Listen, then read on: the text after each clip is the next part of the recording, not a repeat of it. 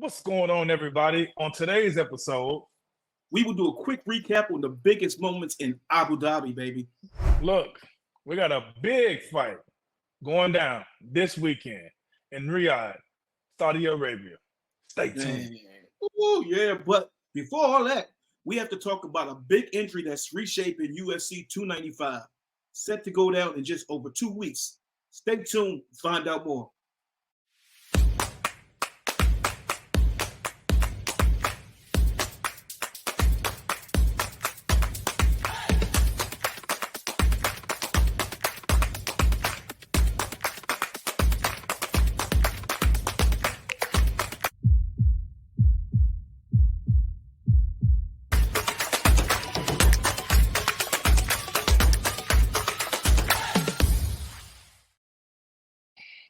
Hey, what's up, y'all? What's up, y'all? Welcome to another episode of Ringside. You know what it is. How y'all like that new intro? Hey, y'all seen it. Y'all seen it. Don't act like you didn't see it. We saw that new intro, baby. It's looking nice. Mighty fine, Ray. What's going on, big dog? How you doing, man? Man, it's a beautiful day in the neighborhood. My daughter's celebrating her 16th birthday, sweet 16. Big fights going on this weekend. Big fights just going on this weekend, man. And it's a lot happening out there. My Cowboys got a win last week, so. Man, it's a lot going on out here. Right now, I'm in Vancouver, Canada, enjoying myself. If you ever get a chance, go and check out Vancouver, Canada. It is lovely. It's beautiful, man. But we got to jump into the show, man. How y'all doing? Welcome to another great episode of Ringside with Ray and Prince, where we look to educate you, entertain you, and empower you. Make sure that you hit that like and that subscribe button and share this show with the people that you care about the most. And you already know what we got to do. Ray, what time is it, man? Hey, man, Ray, aren't you having a fight soon in December? Man, that's the game plan. We out here getting ready. We warming up. We getting in shape. We getting ready to knock a dude out. You know what I'm saying? Ain't no games. Ain't no time for that. I'm too old for it. So that is the plan. That right is the plan, man. Yes, sir. Somebody playing just got derailed, and we were just talking about the injuries. So, man, hop into it. Who got injured? And what's going on? Man, this is a sad one because I was looking forward to this fight. My man, Jon Jones is out. UFC 295, man. He hurt it wrestling Tuesday night. He tore his pectoral tendon off the bone where it connects to your chest, and it would require surgery and at least 8 months of recovery. I mean, that's a major blow to another UFC fight that, had to switch up like the last fight. They had to switch up last time. So, I mean, we have Tom Aspinall taking on Sergei Pavlovich in the interim heavyweight championship of the world. All right, man, I'm sad that Bones, he's not going to be able to play or fight. I said play. He's not going to be able to fight. But what I did hear is that they were still planning on having this fight, but it's going to be in the middle of 2024. So that's something that everybody's been anticipating for a very long time. And the anticipation is going to continue to build. So we're looking to see that, man, speedy recovery to Jones, because I know one of my best friends, Halotinata, he tore his pec. And, just knowing how strong he is, when I saw him tear his pec, he was like, oh, man, what happened? And I saw that he wasn't able to move his arm, and he tore it in the middle of a game. So when you tear something in the middle of practice and you're getting ready for the big game or the big fight, man, I know it can be very devastating, but we already know Jon Jones, man. He's gonna bounce back and do what he does. That's like I told you. We said it before we first started talking about this fight. I said the only person that can beat Jon Jones is Jon Jones. So you did say that. His body gave out on him. He had an injury. Hopefully he recovers from it, because I mean this will be a great fight. But we got some good fights coming up, man. Aspinall is minus 130 favorite over Pavlovich. He's coming in at plus 110. A very even fight, and the odds makers can't even decide. So, I mean, Aspinall had a knee injury that sidelined him for a year, but he came back, and he had a first-round KO in July. So, don't let it mess him up too much. Right. Yeah, he came back, man. These fighters are recovering pretty fast. It seems like the team that Dana White has at UFC, they know how to make things happen. They know how to make sure that these guys heal pretty fast. They have the technology. And so he's getting back out there. He's gonna win, man. But let's not, Tom Aspinall. He's a great fighter, but let's not forget about Pavlovich. man, this dude right here, you gotta remember, his last 6 fights, he's been knocking people out with these hands, man, these golden hands. So you have to keep that in mind because if he gets his hands on you, man, if he applies pressure, a lot of guys can either create diamonds or they can melt in the middle of the pressure. So you got I'm a lot looking of forward to scary that Russians. fight, man. That's gonna be a really good one. Them Russian fighters be coming with it, man. They get scared. And Pavlovich he's one of them dudes. Like if you hear Coach slipping, he gonna punch you right in your mouth and you can go night night. You gonna go night night. What other fight we got? We got Alex Pierre and he's a minus 145 favorite over Jiří Procházka. Over Jiří. I said his name right this time. Procházka. Yeah. So you said his name right, Procházka. Yeah. I love it, man. Yeah, but he's coming in at and Procházka is coming in at plus 125. So this is kind of like also an even match as well, man. It can go both ways. We never know, but this is another close championship fight that we're going to see with 2 strikers, man. They're going to be incredible when they get in the ring. So I'm looking forward to this fight. You think Pereira can successfully move up in this light heavyweight class weight? Because he lost his first 2 in the other weight class at 185. Yeah, it's tough. You're talking about, coming up, quite a bit more than what you're used to. And, that weight difference matters. I mean, he's a striker. So, the hands are okay, right? But it comes to if there is a wrestling side, if there, is pressure put on, by Jiří and, becoming a bigger difference to him with that weight. But, if anybody can do it, Pierre can do it, man. He can really throw them blows. So, you can't count him out. Look, Jiří is coming back to get his belt. I thought he had a bad shoulder injury, man. He's and so after he got over that shoulder injury, I'm pretty sure, whenever a champion or a former champion had a belt, he's coming back with a vengeance, man. So I'm looking forward to him coming back to reclaim his title, his throne, and get that belt and show everybody why he is considered the champion. Well, you're going to see it out there at the Mecca. That's November 11th at the Mecca, Madison Square Garden. Ooh. The crowd will be full force. But you know what? We had a major UFC card this past weekend. We got to break that joint down, man. Man, you talking about Islam and Volkanovski, man. Oh, shout out to Volkanovski, man. I saw the just the after effect, man, how he was feeling, what he was going through, but when you only get a little bit of time to train, it's very difficult for a fighter to come in and turn it on just like that. You need time, you need endurance, you need a team around you, you need that camaraderie so you can have the right mindset. You can have those ears in the back of your head, or the eyes in the back of your head and the ears around you, so you know exactly what you need to do and how you need to attack. Well, you talk about that, but he should have been listening to that coaching. He said instead of sliding, slipping, and dipping, you should have been slipping, dipping, and sliding, because that man got kicked in the head and it flipped. And even though he was on 11 days notice, like you cannot just get touched in the head like that with that kick and start doing the stanky leg. So I mean, he did do the stinky leg, but I think he recovered pretty well, man. Well, actually, he did not recover pretty well. Like, you can tell the fight was in him.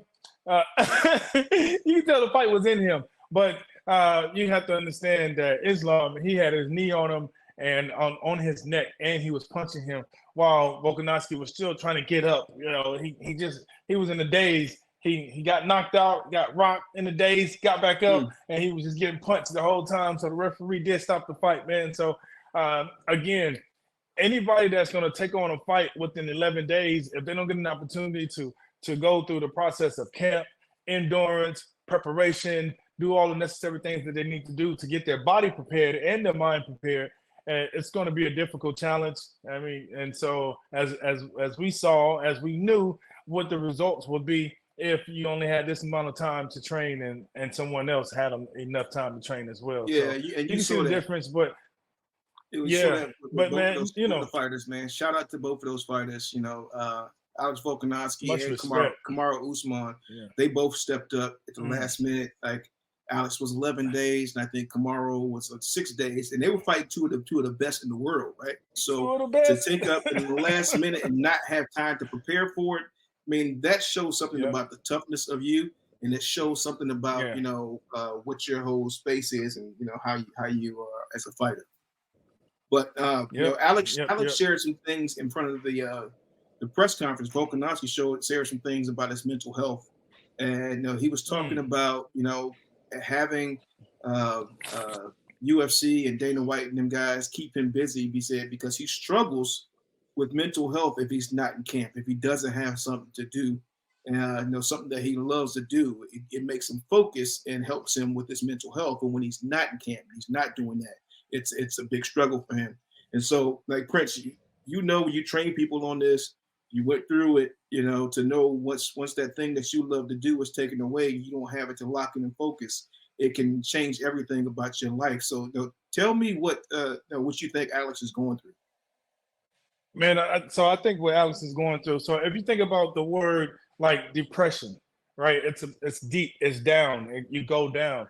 And whenever you're training, whenever you're fighting, there's endorphins being released. And what happens is you're excited. It brings excitement. You're fighting, right? You get that rush, and when that rush goes away, when you don't have anything to do, you don't have anything to focus on to actually get back into that zone of being focused, you go deep down. You go in the opposite direction of up, you go down.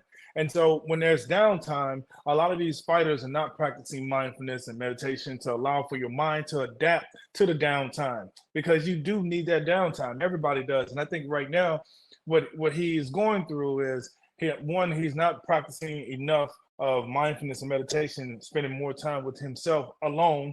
And also, it's just whenever you have that downtime, you don't know what to do with yourself. And I think UFC gives his life some structure, because he knows he needs to meet at this time, and he needs to fight at this time, and he needs to eat at this time. So those things play a huge role in his lifestyle. And so he was being honest and vulnerable, and that's much respect, especially after especially after a fight at a press conference, when you have the TV in front of you, you have the cameras in front of you, and you are actually speaking from a vulnerable space. So much respect and shout outs to him. But what he's experiencing is the highs and the lows, and those highs and lows can really become very uncomfortable if you don't know how to find that time with yourself. And so that's what he's going through, right? Yeah, I want to double down on that and touch back on that too, because we talk about athletes being creatures of habit. You practice, just like you talk about, you practice meditation, it becomes a consistent thing that you do, it becomes part of your habit. But what you're practicing for, that last event, can be exhilarating once you finish it, but then also a big downer, because like, dang, what's next? What do I do next? Now I have to get back. If I'm not going to practice again, I just had this big fight or big game, big win, and you could come down and break down because that was kind of the coup de grace for you. That was the big thing, and then that was taken away from you. You got to go back into it. What do you still keep practicing for? Yeah, I know, man. And a lot of times it's difficult because you don't know what you're still practicing for. A lot of times we're set up to practice and chase a trophy or a ring. But after that's over, right, a lot of athletes don't know what to chase, and what you should chase is a better you, a better life. What else can you do while you're here? Live into your purpose, make that purpose popular, right? And so a lot of times there's no purpose beyond that. And so when athletes can discover their purpose beyond their game days or their fighting days, then what they need to do is really focus on making that purpose popular. Well, you talk about a purpose. I got a guy that had a purpose that he retired, but then he said, you know what, I need to come back again. He got a big old fight in Riyadh, Saudi Arabia this weekend. All the big fighters out there. My pops just texted me. He just landed. Tyson's out there. Roy Jones, our family, Antonio Tava, one of our ringside guys. But the big fight, Tyson Fury versus Francis Ngannou. It's an official fight. It's not just an exhibition. And this will be the biggest UFC boxing crossover since Mayweather versus McGregor. Bro, I thought it was an exhibition fight. This is a real fight. This is official. Somebody said put something on it. Like, hey, I want your record. I want this on my record. What? Hey, man, I'm looking forward to this, man. Tyson Fury, He always brings a crowd. He's great at what he does. The Gypsy King. I mean, he's one of those guys that you just love to hate, but you gotta love him and respect him because he's incredible. He's talented. He's one of the best fighters in the world right now, man. And I had an opportunity to listen to him speak about his 360 story, how he was named after Mike Tyson, and now he's grown up and he doesn't actually get a chance to fight Mike Tyson, but he gets a chance to fight him vicariously through Francis Ngannou. So I think that's going to be incredible, you know. And so now Mike Tyson is training Francis Ngannou. So basically, Tyson Fury is taking it personal, and he's just saying, you know what, Mike, I'm going to beat Francis, and after I beat Francis, I think I'm going to let my dad go and fight Mike Tyson. So, Ray, what you got to say about that since you know Mike, man? Man, these dudes is crazy, and I love it for boxing because Tyson Fury is one of those guys who is a character, but he's also genuine. He talked about him struggling with mental health and his weight gain and him having to refocus and come back. And then his family are gypsies. They would go around the UK and just fight. Like they would all go together in like a van and a couple cars and pull up and they're going to go bare knuckle fight. Like the mama out there fighting, the daddy. I mean, everybody out there just rumbling with people, man. This is a different breed of character. And he's just so humble with what he's saying, even though he's braggadocious about how he talks. I mean, you saw him out in at the open workouts. This man was throwing them jabs. He's snapping. He's moving. He's looking like the white UK Ali out there. And then you got Ngannou. He's coming out there methodically throwing these big basic punches because he's never had a big boxing match before, and so he has to stick within himself and stick to the basics. But you know, if he stays composed and is not off balance, he has the power to change something. He has the power to make a difference. I'm not saying that his skill set would be better, but anything can happen in a fight. Anything can happen in a fight, especially when you got big, strong athletes. So do you think that he could possibly win? Because you already know that everyone has written Francis Ngannou off, and the Gypsy King, like even in Vegas, what they got him at negative 1250. Like that's a huge gap, man. They're saying that he's going to win by a landslide. What do you think? And Francis Ngannou chances of winning are? Is it high? Is it low? Is it in between? Like, tell me, like, because he's used to combat fighting, like with using the legs. Now it's just punching. So what's up? Tyson Fury is a minus 1250 favorite, right? So the odds makers who put the money out there, you know, they're not giving Francis Ngannou much of a chance at all. But I did watch Rocky. I did watch Rocky the other day. And you know, if you can go into a meat lock and punch cows, you know, bloody cows, and get yourself together and believe in yourself, be able to take those first few punches and take somebody into deep water, then you got a shot, man. Anytime you put these two up and you go inside of a ring, it's mano a mano. So anything can happen. Hey man, I know that it's mono and mono, but there is two sides to boxing. That's offense and defense. And I don't know how good his defense is, you know, but I think he's really good in terms of his offense. He's proven that in UFC. But tell me what it's like when you like Mike Tyson said, everybody goes in with a plan until they get hit, you know, and you get hit by the Gypsy King, man. It's gonna be a long night. That's his biggest challenge, I think. You know, the fact that he's going to see speed from a big man coming from a different angle, because he's normally the bigger guy, right? Coming from a different angle, and you know, a big guy like the Gypsy King can dance and move. He has quick jab, quick hands, and he flicks those punches. He flicks his jab. It's not like he takes it and like turns it over like this. He flicks it out there, and you see his glove flopping in the wind, and he'll sit there and just annoy you until you can't take it no more. And then when you try to swipe this thing out the way, next thing you know, Mac is coming, right? So I think that's the biggest thing for him, is like to know you're going to get punched in the face and you're going to get punched a lot. But can he be able to take that first barrage from the Gypsy King and whether it come through, you know, try to do a little dirty boxing, get him up against the ropes and you know, hit him with your big punches, man. So, you know, you got to take some to get some for real. So that's my thought process. That's right. we all know the Gypsy King can take a punch. It don't even matter. He went night against Wilder, Deontay Wilder, and got up, rose from the dead, resurrected himself, and came back to win that fight. So and the Gypsy King he's one of the best, man. So I'm looking forward to that fight. I think it's going to be an incredible one. And I can't wait to hear what your dad has to say, and Antonio Tarver and Roy Jones Jr. and Mike Tyson, man. Cannot wait till we talk to those individuals to get. Yeah, we're going to have to have more of another barbershop session after they get back, man. So, but wait, hey, we gotta stay above the ropes, man. We gotta talk about what's going on. We gotta give the people what they need, man. What you got, Prince? Work on your emotional intelligence. Work on your meditation. You go outside and hug a tree. Tell a tree how much you appreciate it. Just put your hand on the tree, and those little things count. And those little things make a difference within your soul, within your mind, within your spirit. So these are some of the things that you need to work on. Make sure that you are financially literate. Make sure that you understand what financial literacy is. Listen to people, study people like Kathy Woods. Earn Your Leisure. Earn Your Leisure is a good place to actually go and learn. Ian Dunlap, the master investor, man, he's doing some incredible things. Even Ray Dalio is amazing. Like, they have so many people out there.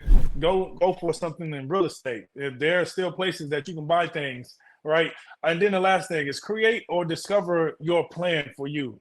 And because right now we're with a war narrative happening, there's a big transfer of wealth that's happening on the other side of that. So make sure that you're not distracted. That's why I spoke highly of emotional intelligence, and just be mindful of what you're doing.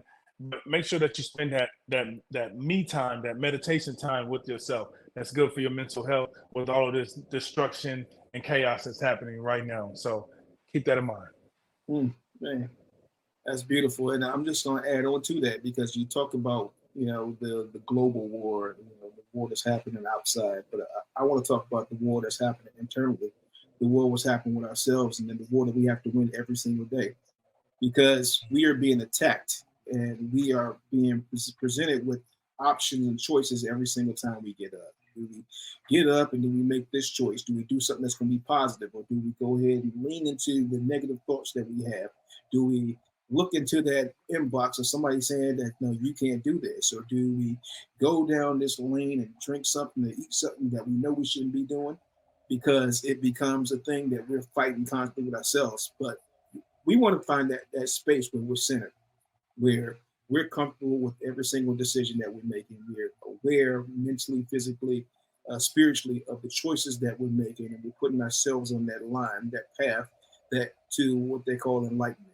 Right? And so once we find that path to enlightenment, then we need to stay focused on that and make that the beacon, and not keep fighting the yin and the yang every single day with ourselves. So win that internal war first. Man, that was mic drop on that one, man. That was beautiful. That was beautiful. Look, we're dropping these words of wisdom on you. Make sure that you check in with us, you subscribe to the show, you like this show, you share it with the people that you care about the most, because not only are we talking about sports and combat sports, but we're also giving you words of wisdom, teaching you how to stay above the ropes. This is incredible. As we told you before, and we'll tell you again, this is Ringside with Ray Prince. So we want to tell you thank you for joining us, because we always look to educate you, entertain you, and empower you. So make sure that you hit that like and that subscribe button, and you follow us. You tell everybody else to follow us, because we're growing, baby. You see the new intro. We busting loose in this thing, man. Also, remember that we have won an award for the best podcast in 2023, the HAPA Award. So, man, make sure that you understand that we are making moves. We're looking to improve constantly, mind, body, and spirit. And we're not going to stop, and we want to make sure that you're along the journey with us. So stay tuned. Make sure Tuesdays at 10 a.m. Pacific Standard Time that you check out our podcast. We dropped a new episode at 10 a.m. And we always have some incredible guests. So wherever you get your podcast, Spotify, Amazon, Apple, Electricast, we are there. So make sure that you download the episodes. Man, this week is a powerful episode, so make sure you check and see. We have personal trainer and nutritionist, Rachel Fallstrom, on the show. She talks about mental health, eating disorders, and fitness industry. I mean, it's amazing episode. So check out that podcast.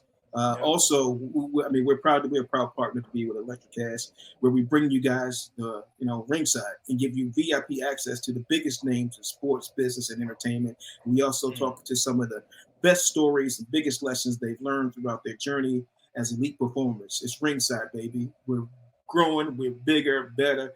Try and keep up with us, and we out. Like we always say, peace, and power. power. I feel like busting loose.